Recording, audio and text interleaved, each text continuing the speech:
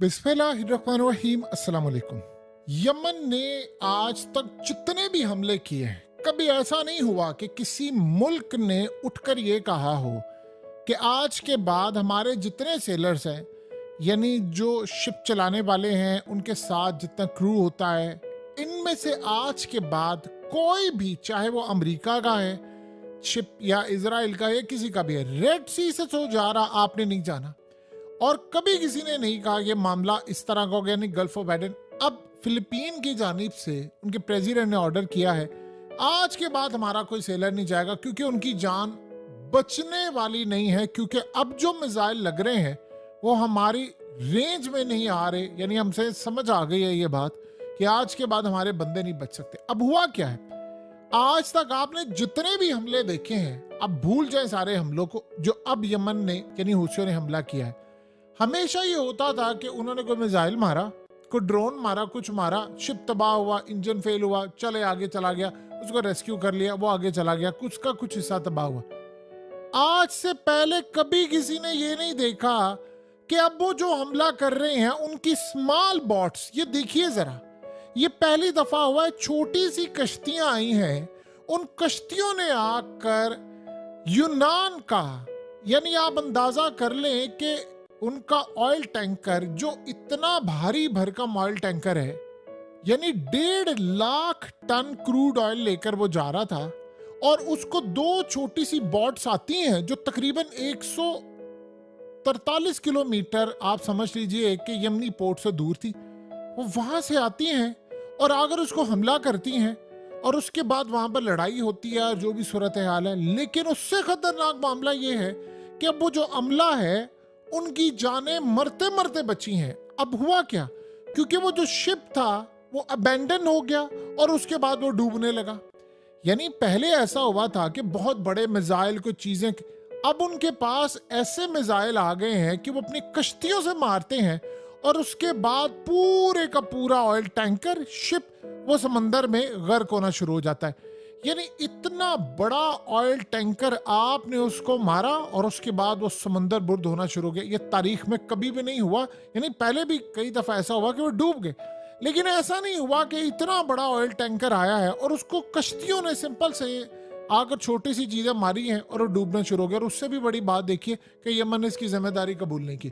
बरतानिया, यूएस, ये वो सबकी चीखें निकल गई हैं कि उनको लग रहा है कि हमें तो अभी तक ये बात समझ नहीं आ रही, इसके ऊपर क्या हाइपरसोनिक मिसाइल मारा गया। वो कह रहे हैं हमें समझ ही नहीं आ रही कि ये कौन सा ऐसा मिसाइल है जो छोटी सी कश्तियों से, देखिए तस्वीर जरा गौर से, ये वहां पर बॉट्स आई थी, इनके ऊपर हमला किया, इनको मारने की कोशिश की, इन्होंने आकर वहां पर हमला किया और उसके बाद वो जहाज यानी जो था पूरे का पूरा वो अबेंडन हो गया, उसको छोड़ दिया बेयारो मददगार।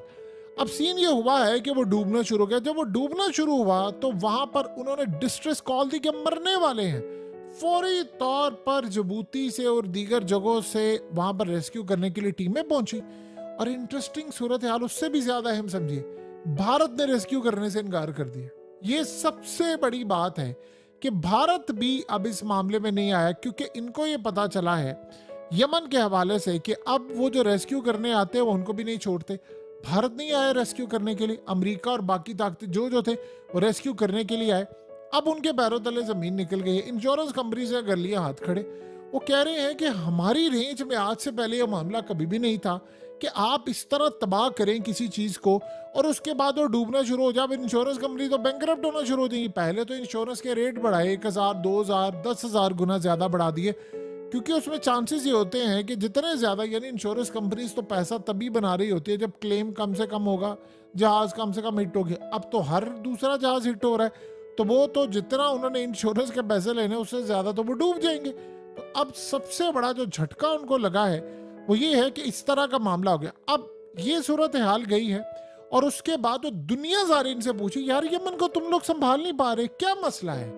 अब अमरीकी वहां पर ये कह रहे हैं कि जी हमें इस बात का बिल्कुल अंदाजा नहीं हो पा रहा कि हम इसको कैसे मैनेज करें। उन्होंने कहा जी हमसे ये चीज मैनेज नहीं हो पा रही कि हम इनको संभालें, इनको यानी किस तरह इनका मुकाबला करें। वो कह रहे हैं कि ये अजीब सूरत हाल है कि इनकी जो छोटी छोटी कश्तियां हैं वो असल में कश्तियां हमें नजर नहीं आती, रेडार पर डिटेक्ट नहीं होती, वो आ जाती है, हमला करती है, चली जाती है। और उसके बाद आप सोचिए कि आप 2 मिनट के लिए सोचें, तो लेबनान के अंदर भी यही सूरत हाल पैदा हुई थी कि लेबनान में उनके ड्रोन जब जाते हैं इसराइल के अंदर, वो जाते हैं, हमला करते हैं और उसके बाद वो तबाही का शिकार हो जाते हैं। अब असल हुआ क्या है, मसला सारा ये है कि कंपनीज ने और अपने क्रू मेंबर्स, देखिए फिलिपीनी हो या कोई और हो, इंडियंस हो या रूसी भी हो, जो लोग हैं वो कह रहे हैं जी हमने आज के बाद नहीं जाना। और ये याद रहे कि सेलर्स का जो काम होता है जहाज का, तो चले क्रू मेंबर्स हैं और सारा कुछ, उसके लिए लोग जाने को तैयार है, ये आसान काम नहीं होता।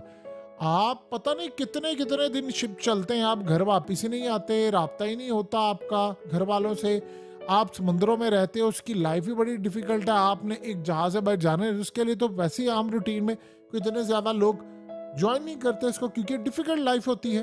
तो वहां पर ऊपर से फिलीपीन के लोग बहुत ज्यादा थे, उनके अब प्रेसिडेंट ने कह दिया कि आप लोग में से किसी ने जाना नहीं है।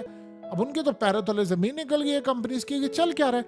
वो कोस रहे इसराइल को कि यार तुम्हारी इस जंग की वजह से देखो हमारा सत्यानाश क्या हुआ। ऊपर से यमन ने ऐलान कर दिया है, वो कह रहे हैं कि अब हम जो हिट करने के लिए जा रहे हैं वो इतना खतरनाक होगा इसराइल को कि वो हिलकर रह जाएंगे। अब ऐसा लग रहा है सबको कि यमन के लोग अब समुद्रों से निकल के आगे जा रहे हैं। दो काम होने वाले हैं, एक तो फौजें उनकी हैं तैयार। देखिए दुनिया के अंदर याद रखिएगा सबसे बड़ा एडवांटेज इसराइल को आज तक यही था, एयरफोर्स का। यमन के पास हाइपरसोनिक मिसाइल। अब अमरीकी अगर आकर हमला करें तो वो उनका ड्रोन गिरा देते हैं, यानी 7-8 ड्रोन MQ-9 रिपर ड्रोन गिरा दे। आपको पता है उसकी मार्केट कितनी डाउन हो गई है, कोई खरीदने को तैयार नहीं है। यानी आप ये सोचे अमेरिका का असला ये था कि MQ-9 रिपर ड्रोन आता था, लोग मर रहे होते थे कि यार काश आप हमें दे दें, जैसा बेगिंग आप कर रहे होते हैं कि यार हमें ड्रोन चाहिए। जब अफगानिस्तान में इन्होंने ड्रोन्स मारने शुरू किए तो डिमांड इतनी ज्यादा थी कि इंडिया ने उसकी डिमांड करना शुरू की 2003-4 से।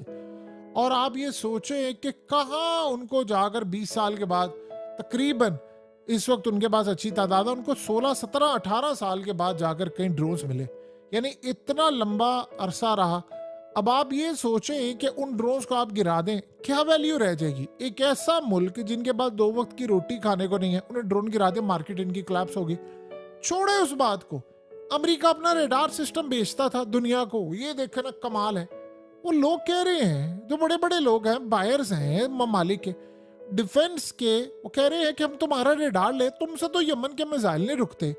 इसका मतलब है 2 ही कहानी है, या तो वो तुम्हारे रेडार पर डिटेक्ट नहीं हो रहे, या फिर तुम जानबूझकर इतने नाअहल हो कि उसको रोक नहीं पा रहे, उनकी टेक्नोलॉजी बहुत आगे चली गई है। 2 ही काम हो सकते हैं, तो दोनों में अमेरिका की शिकस्त है। तो सीन जो यहाँ पर इस वक्त शुरू हुआ है वो बड़ा खतरनाक है। इजराइल ने कभी जिंदगी में ऐसी पोजीशन नहीं देखी कि उसकी वजह से, आप सोचें अभी तक इन्होंने एस्टिमेट लगाया $1000 अरब का, $1 ट्रिलियन का अभी तक लॉस हो रहा है, जो गुड्स और ये तमाम चीजें बंद है, भारत नहीं रोक पा रहा। आप बताएं सराउंडिंग में क्या कुछ है, कितनी बड़ी बड़ी ताकतें, किधर है अमेरिका की फोर्स।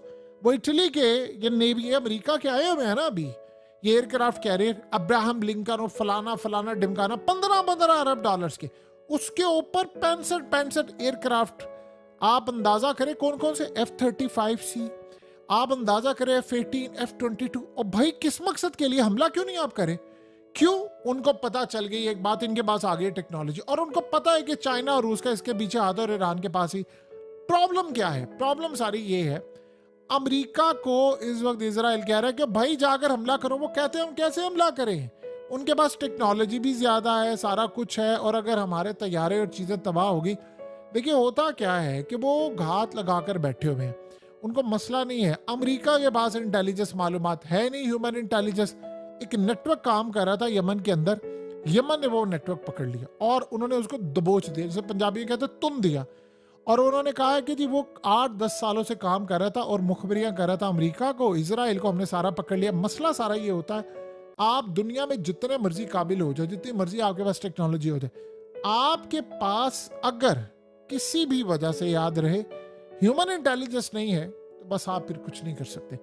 अब आपको पता है इस्माइल हानिया को आप चाहते भी तो आप नहीं मार सकते थे। सबसे बढ़कर ह्यूमन इंटेलिजेंस थी, इंसानी इंटेलिजेंस। और उसके अलावा आपके पास पैसा हो तो आप मुखबिर खरीद सकते हैं। अब बताइए इन्होंने क्या किया। तो ये जो कहानी और ये जो सारी सूरत हाल सामने आई है, वो खेल बड़ा ही ज्यादा इंटरेस्टिंग हो गया है कि इस वक्त इजराइल के पैरों तले जमीन निकल गई है, अमेरिका के पैरों तले जमीन निकल गई है कि अब इनकी छोटी कश्तियां आएंगी, तबाह करेंगी, हमारे जहाज खड़े रहेंगे, सिंक हो जाएंगे और अमले को भी बचाने के लिए खुद जाना पड़ेगा। बताएं क्या कोई आएगा वापस इनके, यानी ऊपर से वो ममालिक ने ऐलान कर दिया तो फिर जहाज आप कैसे लेकर जाएंगे? वो कहते हैं कि यार आप लोग छोड़े सारी बात, आप अभी तक बचा नहीं पाए। शिपिंग कंपनीज ने हाथ खड़े कर दिए और कहा जी बस इनफ इज इनफ। अब इसराइल को गुस्सा ये है कि सारा नजला हमारे ऊपर गिर रहा है, पूरे वर्ल्ड का, और जो कभी इसराइल के लिए हम दर्दियां थी वो खत्म होती जा रही, चाहे वो भारत की है किसी और की। जाहिर सी बात है माल महंगा पड़ रहा है, सारे कह रहे हैं कि इसराइल का कसूर है, इसने जंग छेड़ी है। तो जो सपोर्ट उनको चाहिए थी वो यूरोप से भी नहीं मिली और ये सबसे बड़ा इनको झटका है।